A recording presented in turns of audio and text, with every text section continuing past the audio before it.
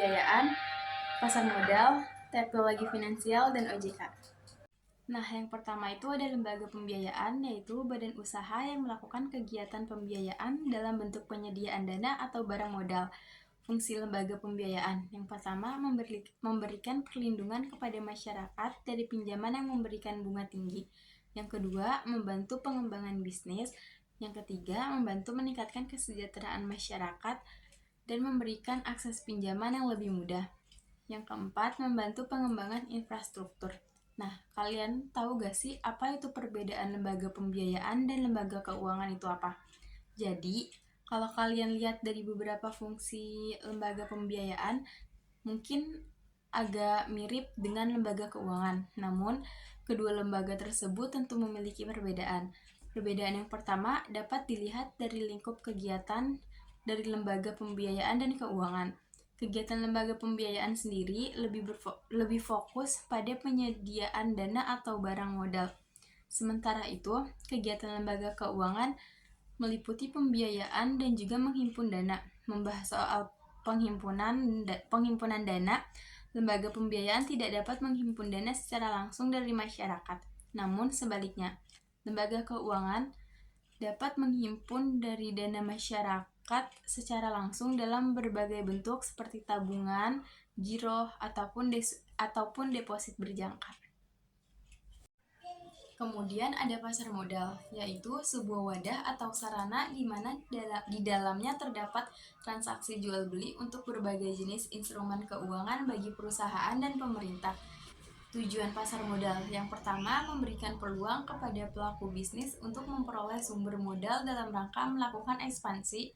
Yang kedua, memberikan peluang atau kesempatan kepada masyarakat untuk menjadi bagian dari kepemilikan perusahaan.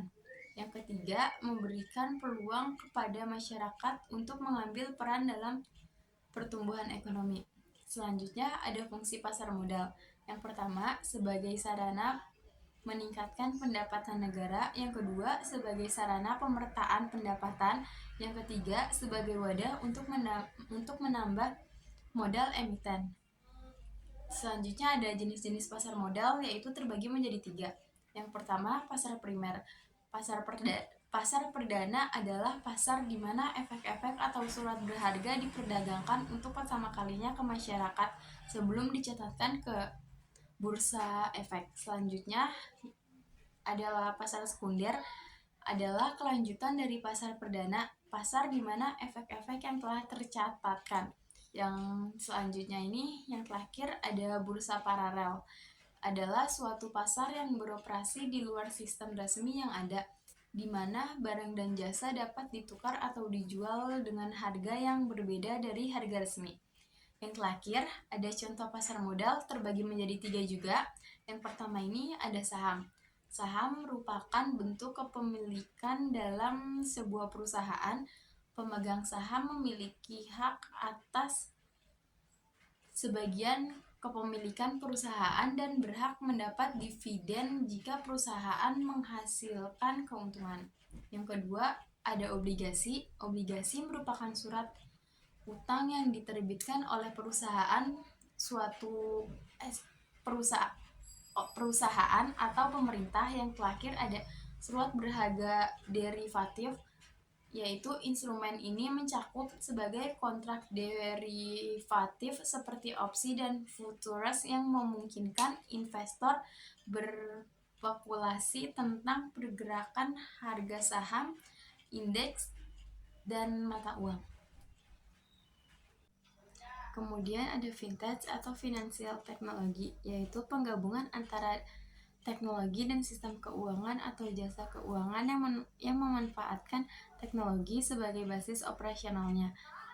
Kemudian peran fintech terbagi menjadi 4. Yang pertama, menyediakan pasar bagi pelaku usaha. Yang kedua, menjadi alat bantu pembayaran, penyelesaian atau settlement dan clearing. Yang ketiga, membantu pelaksanaan investasi yang lebih efisien. Yang keempat, membantu pihak untuk menabung, meminjam dana, dan penyertaan modal. Kemudian ada jenis fintech. Jenis fintech ini terbagi menjadi 4. Yang pertama itu ada peer-to-peer lending, di mana jasa keuangan yang menyediakan peminjaman dana untuk modal untuk modal usaha atau memenuhi kebutuhan.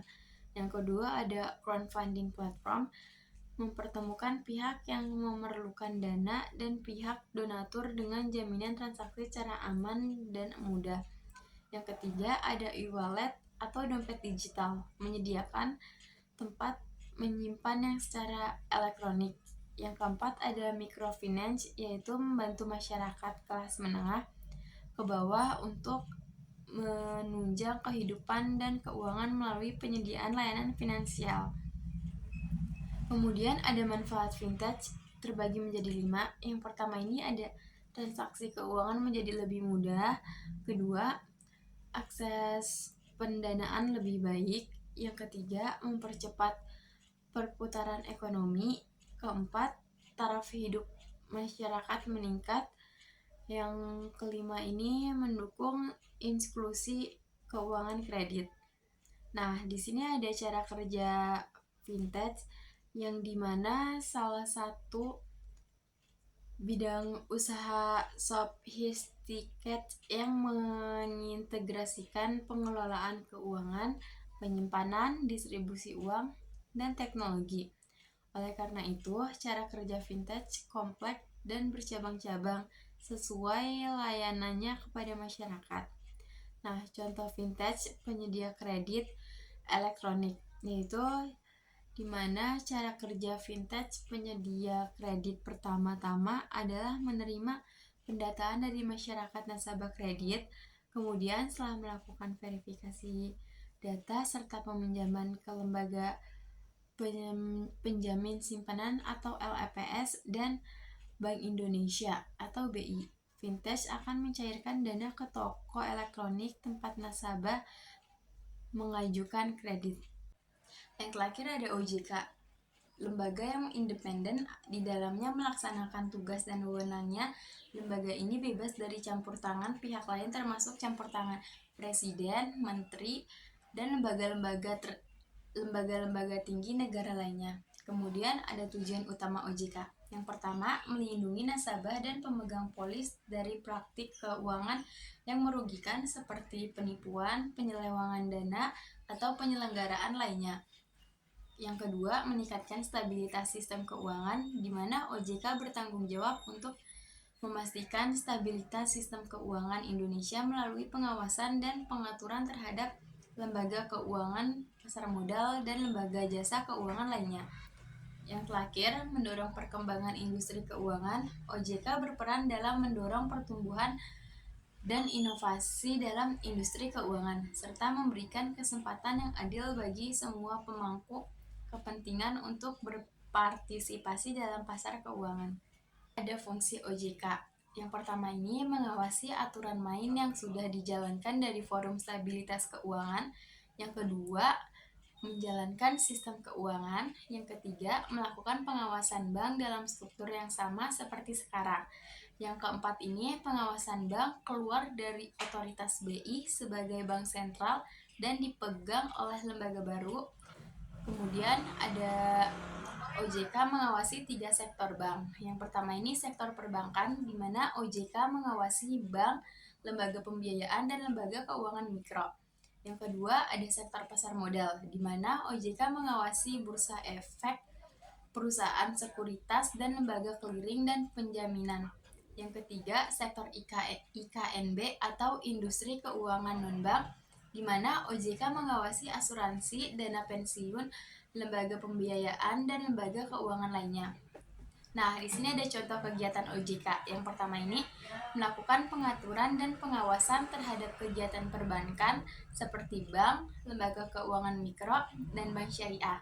Yang kedua, melakukan pengaturan dan pengawasan terhadap kegiatan pasar modal seperti bursa efek, perusahaan efek, dan reksadana. Melakukan pengaturan dan pengawasan terhadap kegiatan perbankan seperti bank, lembaga keuangan mikro, dan lembaga syariah.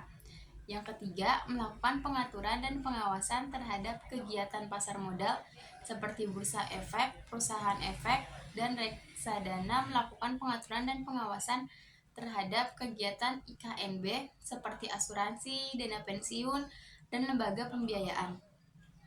Yang keempat, menjaga stabilitas sistem keuangan dengan melakukan intervensi di pasar keuangan. Video dari saya, kurang lebihnya mohon maaf. Assalamualaikum warahmatullahi wabarakatuh.